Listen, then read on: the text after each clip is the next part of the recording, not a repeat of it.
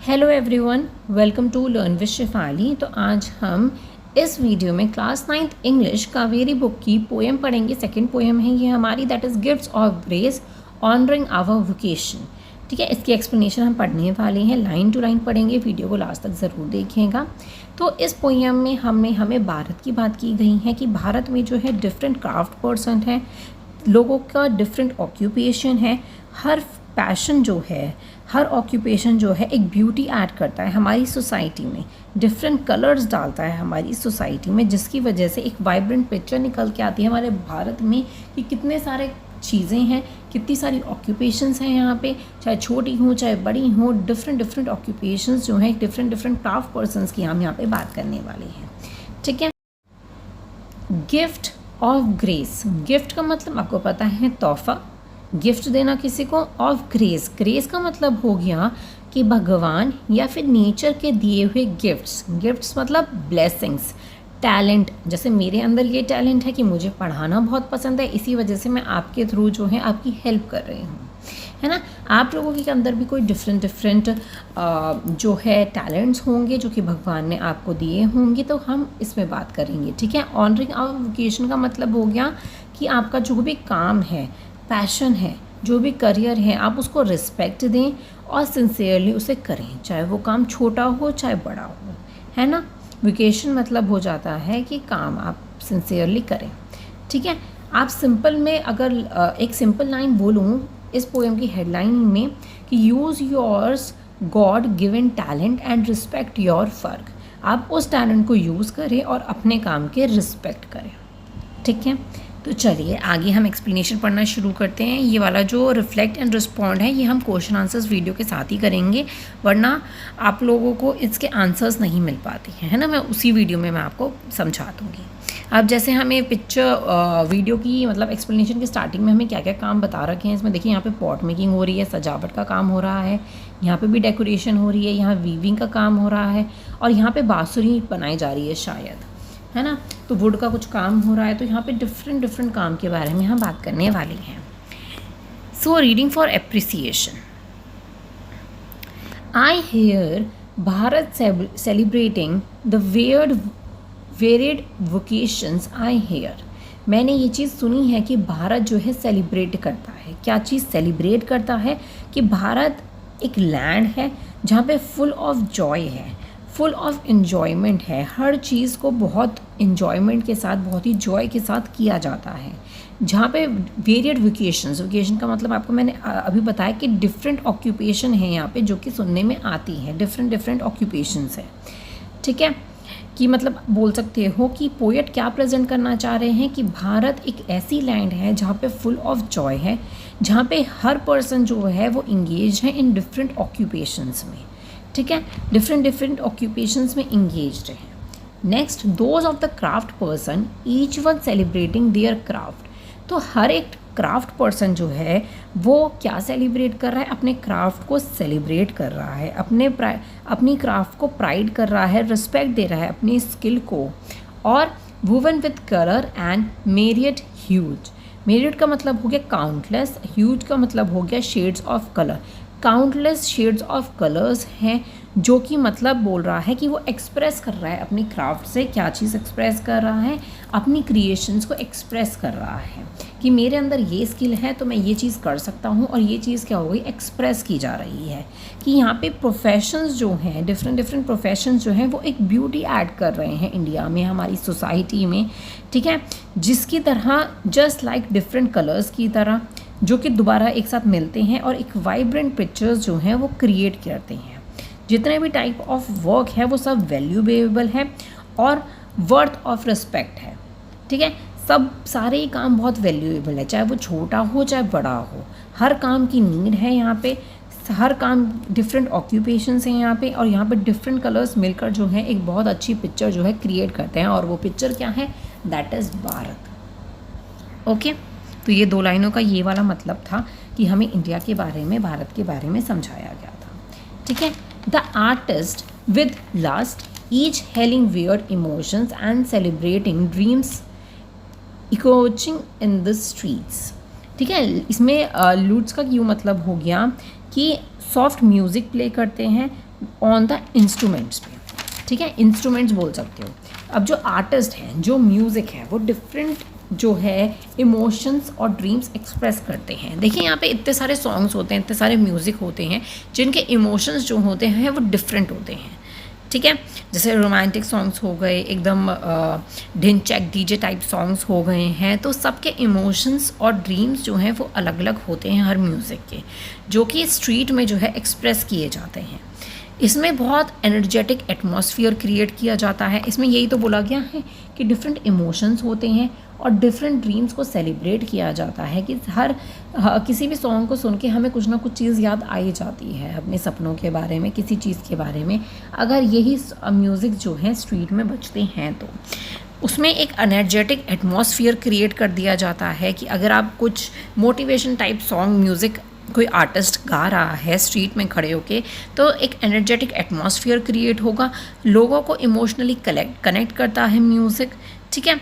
तो ये इससे क्या पता चलता है कि हमारा आर्ट और म्यूज़िक जो है वो बहुत इम्पॉर्टेंट पार्ट है हमारी एवरीडे लाइफ में, जो कि जॉय और क्या चीज़ प्रोवाइड करता है, मीनिंग प्रोवाइड करता है सोसाइटी को, ठीक है। कि डिफरेंट सॉन्ग से हमें डिफरेंट इमोशंस मिल रहे हैं, हमारे ड्रीम्स फुलफ़िल हो रहे हैं, हमें ड्रीम्स के बारे में हम सोच पा रहे हैं कि हमें ये चीज़ ड्रीम करना है। तो म्यूज़िक हमारी लाइफ में बहुत इंपॉर्टेंट रोल प्ले करता है एवरीडे लाइफ में, ठीक है। नेक्स्ट अब हम बात कर रहे हैं कारपेंटर की, नेक्स्ट लाइन में द कारपेंटर सेलिब्रेटिंग। अब कारपेंटर क्या सेलिब्रेट कर रहा है? They creates anything out of the wood with the mathematically positions का मतलब होता है कि एक परफेक्ट प्लानिंग के साथ एंड परफेक्ट एक्यूरेसी के साथ, मतलब कि मैथमेटिकली बहुत अच्छे से वो प्लान करता है कि हमें कितना वुड कट करना है, ये चीज़ में कैसे करना है, बहुत ही परफेक्ट एक्यूरेसी के साथ वो जो है प्लानिंग करते हैं, ठीक है। अब कारपेंटर्स जो है वो वुड से कुछ भी बना सकते हैं, तो वो चीज़ क्या चीज़ सेलिब्रेट कर रहे हैं कि वो मैनुअल वर्क जो है बहुत ही इंटेलिजेंस के साथ, बहुत ही स्किल्स के साथ कर रहे हैं, और ये चीज़ बहुत ही ज़्यादा एसेंशियल है। अब अपने घरों में भी देखो तो सब कुछ वुड का काम हुआ पड़ा है, जो हमारी कबर्ड्स बनी हुई हैं, डोर्स वगैरह हैं, ये सब किससे बनी हुई है? वुड से बनी हुई है। तो वो कौन बनाता है? कारपेंटर्स बनाते हैं। तो कारपेंटर का काम जो है बहुत इंपॉर्टेंट रोल प्ले करता है हमारी लाइफ में, ठीक है। नेक्स्ट आ जाता है the electricians humming. They get ready for work with the cables and wires to brightens our life. अब इलेक्ट्रीशियंस की हम बात कर रहे हैं, तो इलेक्ट्रीशियंस क्या करते हैं हमारी लाइफ में? वो काम पे जाने के लिए रेडी होते हैं और वो केबल्स और वायर्स के साथ क्या करते हैं? अब केबल और वायर का काम मैं आपको बताऊं तो ये लाइट्स का काम, जितना भी हमारे घर में जो लाइट जलती है, एसी चलता है, ये सब किसके थ्रू होता है? लाइट के थ्रू होता है। अगर कुछ भी खराबी हो जाती है तो किसके पास हम जाते हैं? इलेक्ट्रीशियंस के पास जाते हैं कि हमारा भैया ये चीज़ ठीक कर दो। तो जब वो ठीक हो जाती है तो क्या होती है? हमारी लाइफ बिल्कुल ब्राइट हो जाती है। अगर अंधेरा रहेगा तो ना आप पढ़ पाओगे, ना आप कुछ कर पाओगे। तो इलेक्ट्रीशियंस का क्या काम होता है? हमारी लाइफ को ब्राइटन करना, ठीक है। तो ये चीज़ आपको बहुत अच्छे से समझ आ गई होगी कि इलेक्ट्रीशियंस भी एक इम्पॉर्टेंट रोल प्ले करते हैं हमारी लाइफ में, ठीक है। नेक्स्ट आगे चलते हैं। देखिए अब नेक्स्ट पिक्चर्स में हमें क्या दे रखा है? कुकिंग, वुड कारपेंटर का काम और ये बोटमैन का काम। तो इनकी भी हम बात करने वाले हैं। अब हम बात करेंगे सबसे पहले बोटमैन की। Boatman gathering their net from the shore, sailing, singing while at work, return to tell the tale of the life at the sea. अब बोटमैन का क्या काम होता है? मछली वगैरह पकड़ना होता है। जैसे आप यहाँ पिक्चर में देखो, यहाँ पे एक मछली आई है जाल में, है ना, यहाँ आप देख सकते हैं जाल में एक मछली आई है। तो बोटमैन क्या करते हैं? नेट लेते हैं, ठीक है, नेट लेंगे, फिर उससे क्या करेंगे? फिर अपनी जर्नी पे चल देंगे। शोर का मतलब हो गया समुद्र के अंदर चलना। सेलिंग करेंगे मतलब कि चैलेंजेस लेंगे, और जब वो मछली पकड़ते हैं तो वो सिंगिंग करते हैं, गाना गाते हैं अपने कायम पे। और वो फिश को पकड़ के जब वो आते हैं तो जो मछली को पकड़ते टाइम सी में जैसी भी स्टोरीज़ होती हैं वो सब वो यहाँ पे सुनाते हैं, ठीक है। उनका जो प्रोफेशन है, उनकी जो जर्नी है वो चैलेंजेस और एक्सपीरियंस से भरी हुई है, जो कि वो हमें आके सुनाते हैं कि वहाँ पर ऐसा ऐसा हुआ, ठीक है। तो वो चीज़ हमें बोल रखी है, the boatman gathering their net from the shore, sailing and singing while at work, return to tell the tale of the life at the sea. Sea में लाइफ कैसी है, मछलियों की लाइफ कैसी है, इन सब चीज़ों के बारे में वो आके हमें बताती हैं, ठीक है। द शू मेकर, अब बात कर रही है शू मेकर। देखो शू मेकर का काम बहुत छोटा लगता है, लेकिन ये भी बहुत इम्पॉर्टेंट रोल प्ले करता है हमारी लाइफ में। कैसे रोल प्ले होता है ये मैं आपको बता देती हूँ।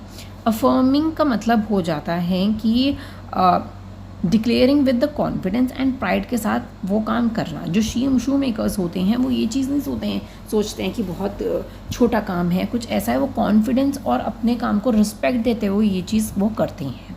The quality of their work for the feet that walk, run, dance, jump and return home.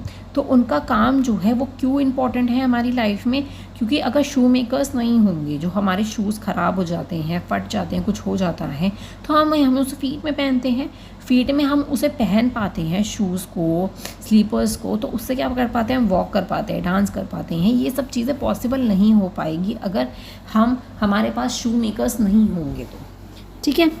तो वो ये चीज़ इंश्योर करते हैं कि हमारे शूज़ जो हैं वो बिल्कुल स्ट्रॉन्ग हो, रिलायबल हो।